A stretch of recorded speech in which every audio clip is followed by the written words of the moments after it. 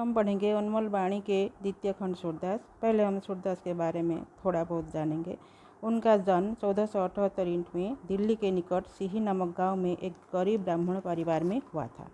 उनके पिता का नाम था पंडित रामदास और माता का नाम था जमुना दास।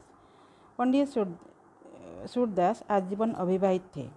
सूरदास का वास्तविक नाम था सूरध्वज और इनको सूरदास की उपाधि इनके गुरु वल्लभाचार्य ने दी थी। डॉक्टर श्याम सुंदर दास ने लिखा है, सूरदास वास्तव में जन्मांध नहीं थे, क्योंकि श्रृंगार तथा रंग रूप आदि का जो वर्णन उन्होंने किया है वैसा कोई जन्मांध नहीं कर सकता। ब्रज भाषा के श्रेष्ठ कवि सूरदास हिंदी साहित्य के सूर्य माने जाते हैं।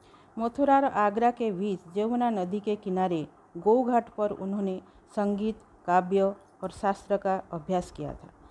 वहीं उनकी भेंट श्री वल्लभाचार्य से हुई थी और उनके शिष्य बन गए। वल्लभाचार्य के 8 शिष्यों में से प्रमुख स्थान मिला था सूरदास को। सूरदास जी की रचित कुल 5 ग्रंथ उपलब्ध हुए हैं।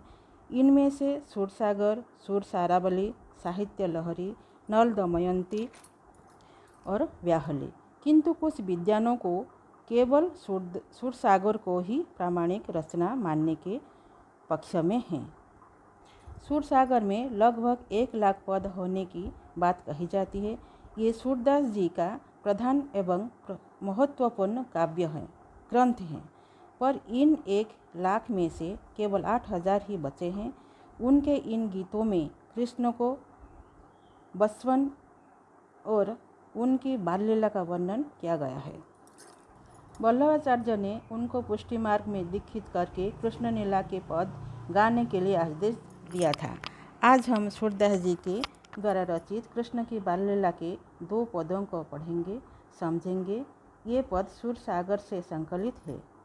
प्रथम पद, मैया मोही दाहुबोध खिजायो, मोह सो कहोत मल को लीनो, तू जसमति कब जायो, कहा कहूँ यही रिस के मारे, खेलन हो नहीं जात, पुनि पुनि कहत कौन है माता, कौन है तुमरो तात, गोरी नंद यशोदा गौरी, तू कत श्याम शरीर, चुटकी दई दई हंसत ग्वाल सब, सीख ही देते बलवीर, तू मोही को मारन सीखी, दाऊही कबहू न खीजई, मोहन मुख रिस की ये बातें, जसुमती सुनी सुनी रीझई, सुनहु कान्हा बलभद्र जबाई, जनमत ही को धूत, सूर श्याम मोही गोधन की सौ, हो माता तू पुत। इस पद में मैया का अर्थ है माँ, दाऊ का अर्थ है बड़े भाई, मोही मुझको, मल खरीद कर, लीन्हो लाया गया, जायो जन्मा, रिस क्रोध, पुनि पुनि बार बार, तुमसे तुम्हारा, तात पिता, कत किसलिए क्यों, श्याम काला, चुटकी अंगूठे और पास की उंगली से बजाना, गोपाल बालक, सीख ही सिखा देते, बलवीर बलराम, मोही मुझे ही, दाऊ ही बड़े भाई, रिझावत प्रसन्न होते हैं, कबहू कभी भी, खीजई गुस्सा करना, चीते देखकर, लोनी मक्खन, खवावत खिलाते हैं, दूरी छिपकर, तनक तनक नन्हे नन्हे, लखी देखकर, रीझई प्रसन्न होना, चबाई चुगलखोर, निंदुक, जन्मत जन्म से, धूत दुष्ट, शैतान शरारती, गोधन गाय रूपी धन, सौगंध या कसम या उड़िया में कहते हैं राणा, पुत्र या बेटा। सूरदास ने इस पद में कृष्ण की बाल्य लीला का सुंदर वर्णन किया है। कृष्ण का शरीर काला रंग के कारण बड़े भाई बलराम और उनके साथियों ने मिलकर जिस प्रकार चिढ़ाते हैं, उससे बालक कृष्ण क्रोधित होकर माता यशोदा से पास आकर शिकायत करते हैं। यहाँ कहते हैं, माँ मुझे बड़े भाई चिढ़ाते हैं, मुझसे कहते हैं, ओरे कान्हा तुझे खरीद कर लाया गया है। यशोदा, माँ तुझे जन्म नहीं दिया है, तू उनका बेटा नहीं है।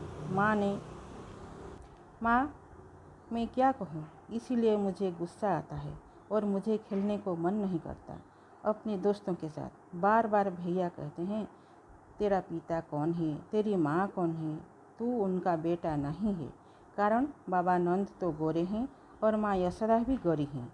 तेरा शरीर काला क्यों है? इसका अर्थ ये हुआ कि तू उनका बेटा नहीं है। और हाँ माँ, बड़े भाई ने और भी मुझे चिढ़ाते हैं, अपने दोस्तों को सिखा देते हैं।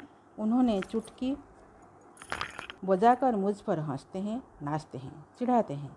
माँ तू भी मुझे ही सर्वदा मारती है, उसी का पक्ष लेती है। भैया को कभी भी कुछ नहीं कहती, गुस्सा नहीं करती, डांटती भी नहीं। कृष्ण की गुस्से वाली ये बात सुनकर माँ यशोदा कहते हैं, कान्हा को सांत्वना देकर कहते हैं, अरे कान्हा सुन, बड़े भाई बलभद्र जन्म से ही बड़ा दुष्ट है, चुगलखोर है, कपटी है, शरारती है। तू उसकी बात मत सुन।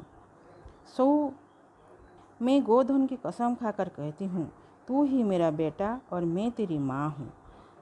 तू मेरा अच्छा बच्चा, गुस्सा मत कर। आज के लिए इतना ही सही। फिर नेक्स्ट क्लास में हम आलोचना करेंगे दूसरा पद। धन्यवाद, बाय, फिर मिलेंगे।